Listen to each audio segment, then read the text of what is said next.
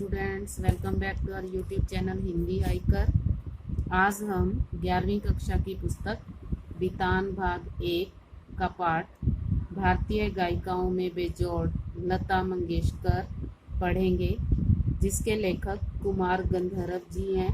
कुमार गंधर्व का जन्म 1924 ईस्वी में हुआ। 10 वर्ष की उम्र में गायकी की पहली मंचीय प्रस्तुति इनके द्वारा दी गई। उनके संगीत की मुख्य विशेषता थी मालवा लोक धुनों और हिंदुस्तानी शास्त्रीय संगीत का सुंदर तालमेल, जिसका अद्भुत नमूना हमें कबीर के पदों में देखने को मिलता है।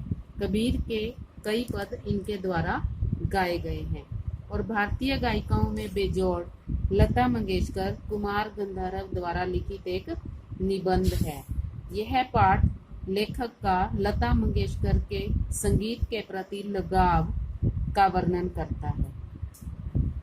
चलिए पढ़ते हैं। बरसों पहले की बात है, मैं बीमार था। उस बीमारी में एक दिन मैंने सहज ही रेडियो लगाया। अब यहाँ लेखक अपने बारे में ही बता रहा है, क्योंकि लेखक का उनके संगीत के प्रति जो प्रेम है वो इस पाठ में व्यक्त किया गया है कि लता मंगेशकर के गीतों को लेखक कितना पसंद करते थे। अब एक बार जब लेखक बीमार हो जाते हैं, बहुत समय पहले की बात बता रहे हैं, जिसमें उन्होंने स्वाभाविक रूप से रेडियो लगाया और अचानक एक अद्वितीय स्वर मेरे कानों में पड़ा। अद्वितीय मतलब सबसे अलग, सर्वोच्च स्वर सुनते ही मैंने अनुभव किया कि यह स्वर कुछ विशेष है। विशेष से मतलब कुछ खास है इस स्वर में। रोज का नहीं, यानी कि कुछ खास स्वर है, जैसा रोज सुनता हूँ वैसा नहीं। यह स्वर सीधा मेरे कलेजे से जा भिड़ा। कलेजे से मतलब हृदय। उस स्वर ने उनके हृदय को छू लिया। मैं तो हैरान हो गया। मुझे समझ में नहीं आ रहा था कि यह स्वर किसका है। मैं तन्मयता से सुनता ही रहा। तन्मयता मतलब गहराई, यानी कि लेखक उस स्वर में लीन हो गया। गाना समाप्त होते ही गायिका का नाम घोषित किया गया, लता मंगेशकर। अब जैसे ही स्वर खत्म हुआ, गाना खत्म हुआ, तो गाने वाले का नाम घोषित कर दिया, गायिका का लता मंगेशकर। नाम सुनते ही मैं चकित हो गया। चकित मतलब हैरान हो गया। मन ही मन एक संगति पाने का भी अनुभव हुआ, यानी कि लेखक का मन किया कि वो गायिका लता मंगेशकर जी की संगत में जाए। सुप्रसिद्ध गायक दीनानाथ मंगेशकर की अजब गायकी एक दूसरा स्वरूप लिए उन्हीं की बेटी की कोमल आवाज में सुनने का अनुभव हुआ। यानी कि अजब गायकी मतलब अनोखी गायकी। लता मंगेशकर जी दीनानाथ मंगेशकर जी की पुत्री हैं, तो वो भी गायक हैं, तो उनका जो दूसरा स्वरूप है वो उन्हें उनकी बेटी की आवाज में सुनने को मिला। मुझे लगता है बरसात के बाद भी पहले के किसी चित्रपट का वह कोई गाना था। चित्रपट मतलब सिनेमा काल का। तब से लता निरंतर गाती चली आ रही है। जब उन्होंने उनका स्वर सुना तो उन्हें यूं लगा कि ये बहुत पुराना गाना है, पहले वाले सिनेमा घरों में जो गाया जाता था, और मैं भी उसका गाना सुनता आ रहा हूँ। लता के पहले प्रसिद्ध गायिका नूर जहां का चित्रपट संगीत में अपना जमाना था। यानी कि लता मंगेशकर से पहले नूर जहां जो गायिका थी वो काफी प्रसिद्ध थी, परंतु उसी क्षेत्र में बाद में आई हुई लता उससे कहीं आगे निकल गई है। यानी कि लता मंगेशकर का स्वर उनसे भी अच्छा है। कला के क्षेत्र में ऐसे चमत्कार कभी कभी दिख पड़ते हैं, जैसे प्रसिद्ध सितारिये विलायत खां अपने सितार वादक पिता की तुलना में बहुत ही आगे चले गए हैं। सितार वादक, सितार को बजाने वाले।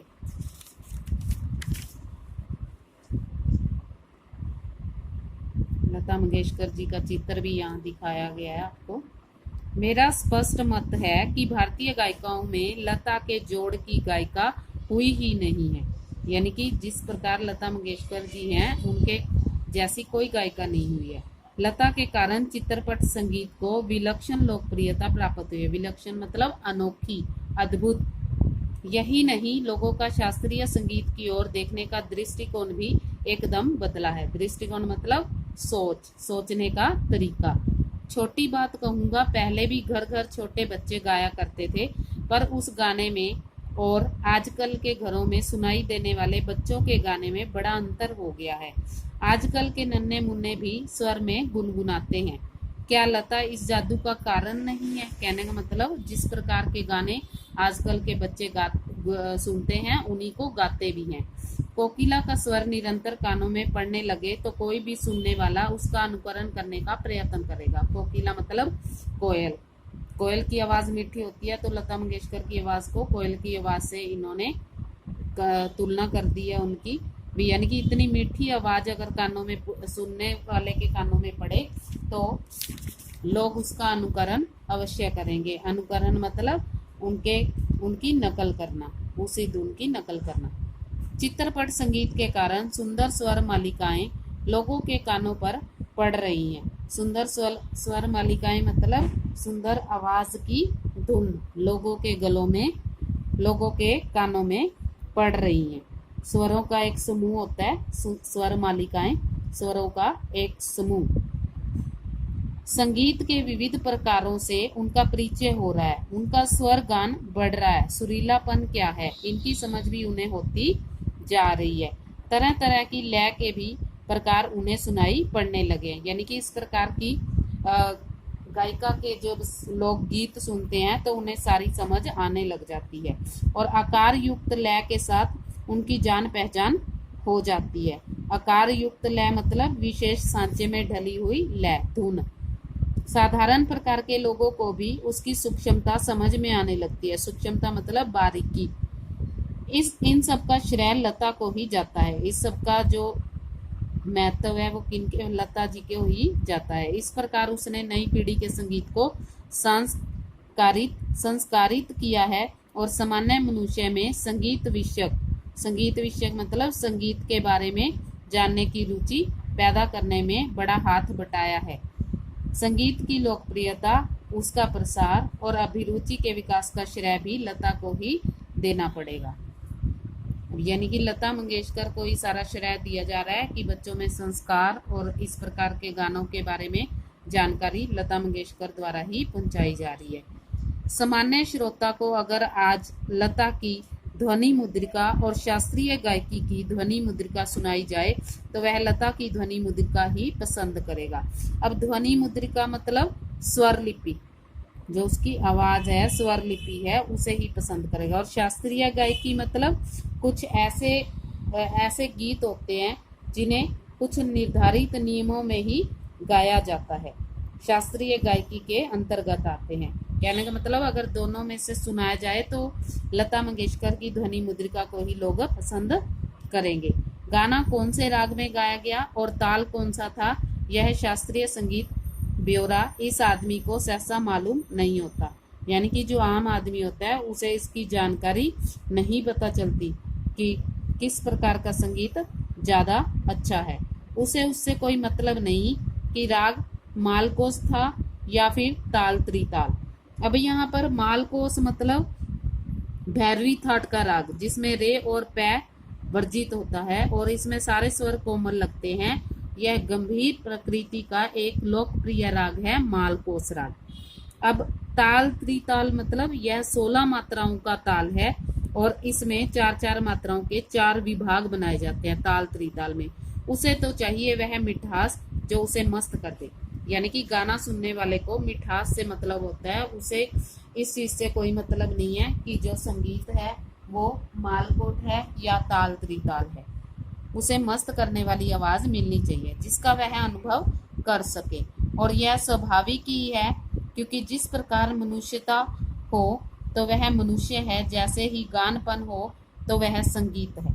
गानपन मतलब ऐसा गाने का एक ऐसा अंदाज जिससे कोई भी व्यक्ति उसकी तरफ खींचा चला जाए, कोई भी आदमी भाव विभोर हो जाए। और लता का कोई भी गाना लीजिए तो उसमें 100% यह गानपन मौजूद मिलेगा। यानी कि लता मंगेशकर के हर गाने में ऐसी मिठास मिलेगी जो लोगों को अपनी तरफ आकर्षित करती है।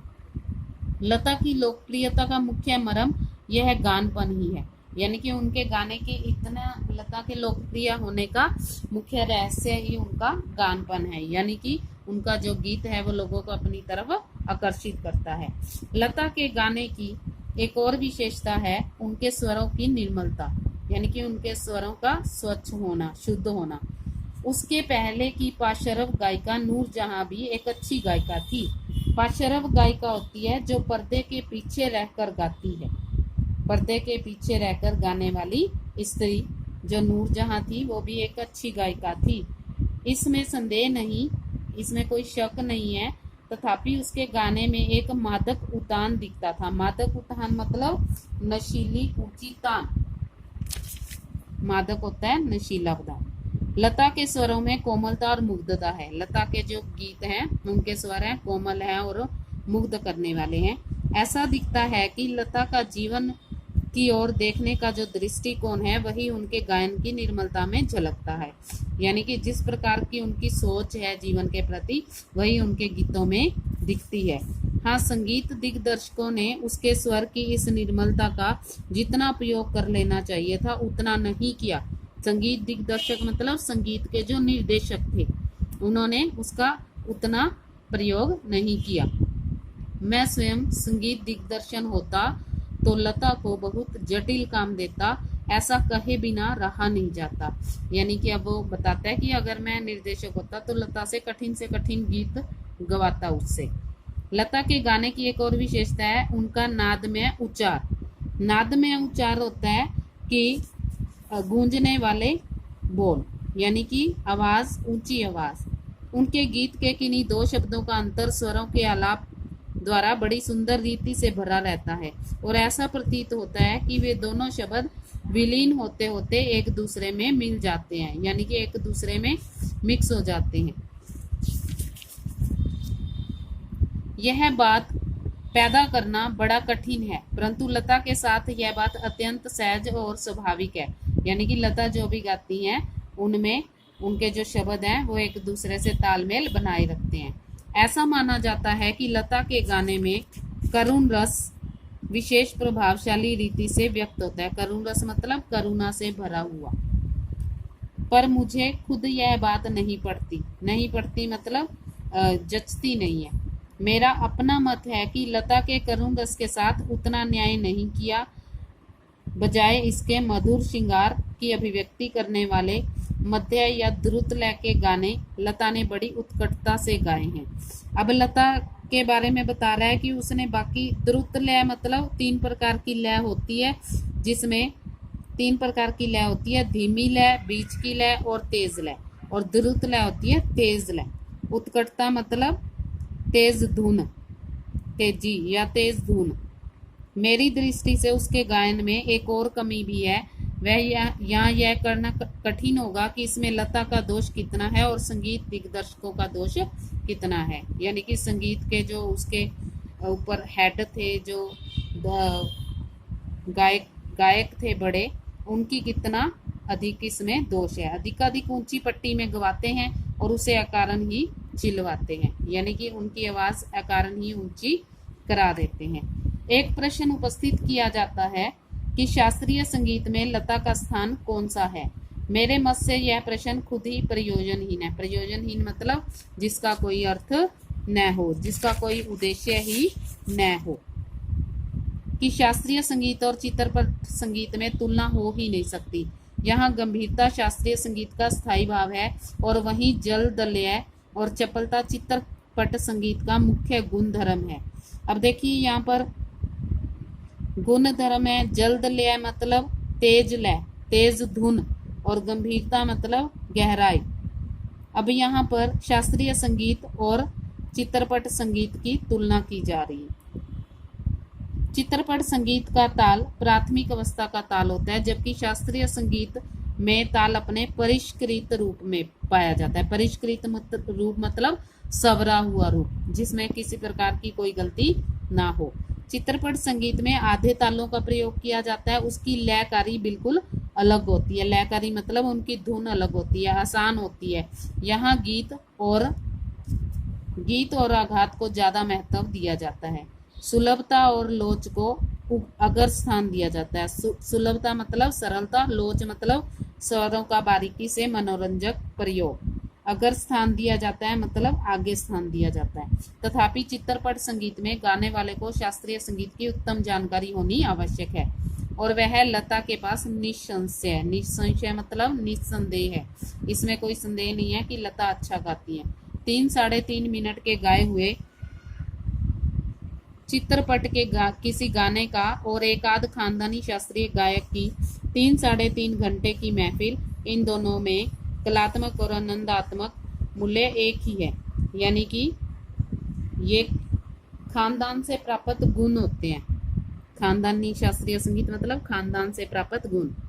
ऐसा मैं मानता हूं कि किसी उत्तम लेखक का कोई विस्तृत लेख जीवन के रहस्य का विशद मतलब व्यापक रूप में वर्णन करता है, तो वही रहस्य छोटे से सुभाषित का या नन्ही सी कहावत में सुंदरता और परिपूर्णता से प्रकट होता है। यानी कि सुभाषित मतलब सुक्ति, कहावत, श्लोक पूर्णता से प्रकट हो जाती है और दृष्टिगोचर भी होता है और सोचने पर भी विचार किया जाता है। उसी प्रकार 3 घंटों की रंगदार महफिल का सारा रस लता की 3 मिनट की ध्वनि मुद्रिका है।